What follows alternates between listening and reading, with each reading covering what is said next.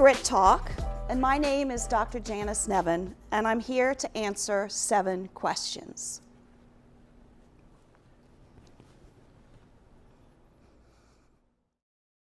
What have you not done yet that you would like to be part of your story or included in your eulogy? My entire career has been devoted to healthcare, and I don't have to tell you there's work that still needs to be done. Our current system, well, it's hard to call it a system, and it's less about health and more about sickness. And don't get me wrong, if you have cancer, if you're really, really sick, if you're a victim of a trauma, there is no better place to get care than in the United States. But when it comes to health, that's where we've got work to do. Our current system is based on transactions, visits, episodes. That's how we deliver care, and that's how we get paid. And I believe that we can do different and we can do better. I believe that we need a system that's focused on value, helping each person have an experience that allows them to live the quality of life that's important to them, defined by the health outcomes as they see it. I believe we need a system of care which is less expensive, so care can be more affordable. I believe that we need a system of care that's more based in the home and in the community, a system that's based on continuous relationships, where data is used to improve health, to anticipate what might happen next, and to change the trajectory of outcomes. I believe in a system where we use technology to really support health and support the people who provide the care. And yes, we need people, because at its very core, healthcare is about humanity. We can't achieve value if we don't address equity. We can't achieve value unless we don't address equity. At my organization, we have a vision, creating health together so every person can flourish. I got introduced to this concept of flourishing a couple of years ago. And yes, it's biological, medical health. It's about psychological care, mental health. It's about social care, addressing those issues that so often determine health outcomes. But it's even more than that. It's about connecting people to meaning, to joy, to purpose, so that every person can flourish. And creating health together means we must pay attention to those issues that we know can impact health. Issues like education, environmental justice, poverty. And we believe, and I believe, that we can accomplish that. And we will do it by ending disparities, by making access radically simplified and equitable. We need to accelerate the work that's happening in healthcare around transformation and growth. We need to keep people healthy at home. And for the workforce, our caregivers, we need to invest so every caregiver can thrive. And we do that all the while strengthening our core. And so yes, there's work to be done, and that's my commitment to myself, to the organization, and to all the people in the communities that we serve. How has failure or apparent failure set you up for later success? And do you have a favorite failure? Well, for this one, I'm going to go back in history. I was one of those kids that grew up wanting to be a doctor. I went to college wanting to be a doctor. Now, I was really interested in the humanities, so I didn't want to major in the sciences. In fact, I chose to major in the history of science. But I wanted to do my pre-medical requirements, all with a plan of graduating from college and going to medical school. Well, I'll never forget sitting in a physics class going, what in the world does physics have to do with practicing medicine? Isn't it about taking care of people? And then I took organic chemistry, and boy, that first semester of organic chemistry made me question even further. So I was a little bit ambivalent in sort of those middle years of college, but I came back to wanting to be a physician.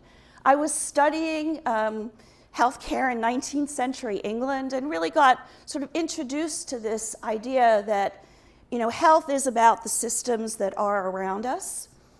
And I looked at different ways in which I could have an impact, and it became very clear to me that for me, the way that I could have an impact, the way I could sort of deliver on what I believed my purpose was to become a physician.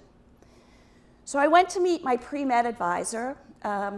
She was on the faculty at Harvard Medical School, the very first woman who was board certified in ophthalmology. We chatted, she looked at my transcript, and she said to me in no uncertain terms, "You need to find another career." Now, it would have been pretty easy to just sort of take that in and say, here's this esteemed physician telling me I can't get into medical school. But it did the opposite. It lit a fire. I was determined because I believed that was my path, and I believed in myself, and I knew if I worked hard, I could get into medical school. And the rest is history. Not only did I get into medical school, I graduated 5th in my class. I was president of the Honor Society. And I share that story with you because I think so often it is easy to let the voice of the naysayers get in your head and make you change your belief in yourself and change your way. So don't tell me we can't end disparities, because you know exactly what that's going to do for me. And I think in healthcare, and certainly as a leader, we are compelled to continuously improve.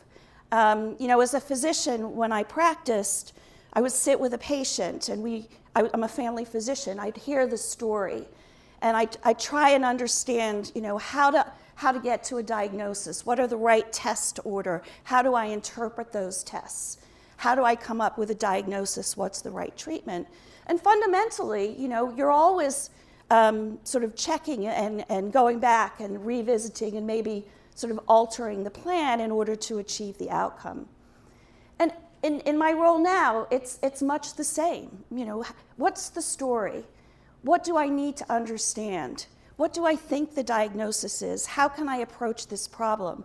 And ultimately, I think leadership is about finding yourself wherever you are and managing the outcome, whether it was anticipated or not. In the last 5 years, what new belief, behavior, or habit has most improved your life? I often get asked, especially now, how do you see the future of healthcare? And a standard answer is to talk about technology, maybe talk about sort of new approaches to therapeutics, maybe talk about some of the financial challenges that we're experiencing. But what I talk about is culture. I firmly believe that the job of leaders is to create culture and to define the values and behaviors that support the culture of that organization. Think about the last couple of years. Culture has been everything. And as I look to the future, and frankly, my crystal ball's a little cloudy and cracked, I don't know what's coming our way. But I do know that if we focus as an organization on our culture, our values, that we will weather any storm. A few years into my tenure as the CEO, we had sort of set a strategic plan, and I realized it was time to take a look at our values. I'm a big believer that organizations that know their values, that live their values, create a culture that makes that organization resilient, an organization that not only survives but can thrive during turbulent times. And I wanted to do the work differently in the organization. I wanted this to be a bottom-up, led by leadership body of work. And we did that. And what emerged was not a series of words that typically companies have as values, but in fact a values statement. We serve together, guided by our values of excellence and love. We serve together, guided by our values of excellence and love. Serve together being the ultimate expression of teamwork. Everyone loves being on a high-functioning team, but we need to work together. Teams need to work across organizations. And so our expression of being one team was serving together. Excellence is about being exceptional today and even better tomorrow. Core to healthcare and that continuous improvement that I talked about. And love, not often talked about in healthcare, is certainly about anticipating needs and compassion, but it's also about doing hard things. So again, as I think about the last 2.5 years, and I think what not only our organization and our people have experienced, but I think about healthcare givers across the country, I'm so grateful that we had those values to draw on. And we define behaviors to support those values, and we call them out at the beginning of meetings, and we remind people of them every month. We do an exercise around it. And I think more than anything else, it's what has sustained me and has sustained our organization, and for that, I'm really grateful. What activities make you lose track of time? There's so many. A good book, a great series, The Crown. And I think particularly I love being challenged. I love when my thinking, my assumptions about sort of the way we should work is turned on its head. And then I just want more. I think, we live in a society currently and where there are so many distractions. And so for me, practicing mindfulness is a way that I can intentionally stay engaged. I enjoy yoga. I'm finally back to the studio. During the last couple of years, I've taught myself how to meditate. And I find that being mindful allows for that kind of engagement, even when it's something that I may not particularly enjoy. What book do you most often give or recommend, and how has that book influenced you? This is a hard question. I read a fair bit, and I find that I'm inspired by books that address the issues of the moment. But I will reflect on a few that whenever I get asked this question, I certainly think about. The Poisonwood Bible, which I read a couple of decades ago, is a really powerful story, ultimately about culture and society. And I often think about that as I think about the world in which we find ourselves now. But my favorite book, the one that I'd be most likely to give to someone, is actually the book by Abby Wambach. I'm a bit of a fan. I remember distinctly being in our family room with my two daughters who were 4 and 6, watching the 1999 Women's World Cup team win the World Cup on penalty kicks. And I think that was the moment when, as a family, we became deeply engaged in the U.S. women's national team. Big fan of Mia Hamm. But sort of early in Abby's career, we got the chance to meet her because of my daughter's soccer team. And so we followed her career in particular. I got to meet her in March of 2020, which I think was the very last event in Wilmington before the world shut down. And more recently, I got the chance to interview her. We do a series of talks called Courageous Conversations around inclusion and diversity, and I will confess it was a highlight for me. And her book is simple. It's great. It's called Wolfpack, and it's based on a commencement speech that she gave at Barnard College. And she talks about the old rules of leadership and the new rules of leadership. So I'm just going to share the new rules, and I think you'll probably see why I really enjoy it. New rules: create your own path. Be grateful for what you have and demand what you deserve. Lead now from wherever you are. Failure means you're finally in the game. Be for each other. Believe in yourself, demand the ball. Lead with humanity, cultivate leaders. And you're not alone, you've got your pack. So if you haven't read it, read it, and give it to somebody you love, because it's truly inspirational. One of the, you've probably noticed there's soccer on the television a fair bit currently. The World Cup is going on, and Abby Wambach, sort of early in the World Cup, when there was a fair bit of noise around some of the what were being interpreted as more social or political comments, reminded me of a quote from Cornel West. "Justice is what love looks like in public." And that really resonated with me because of our values. But it also made me think of the book that I just finished, which has been around for a while. It's the book Just Mercy by Brian Stevenson. Brian is from Delaware. He's an attorney. He's the founder of the Equal Justice Institute. He has really led the work to release prisoners who were unjustly sentenced to death. And in particular, he has been very successful in front of the Supreme Court, making sure that children under the age of 18 do not face the death penalty. I would recommend that you read it. It's a very powerful read, and I think, again, given sort of the circumstances in which we find ourselves currently, there are some important lessons there. What have you purchased or been given in the last year, valued under $200, that has most positively impacted your life? Now, I will confess, when I first read this question, my mind went to a rice cooker. We got one of those recently. It's life-changing.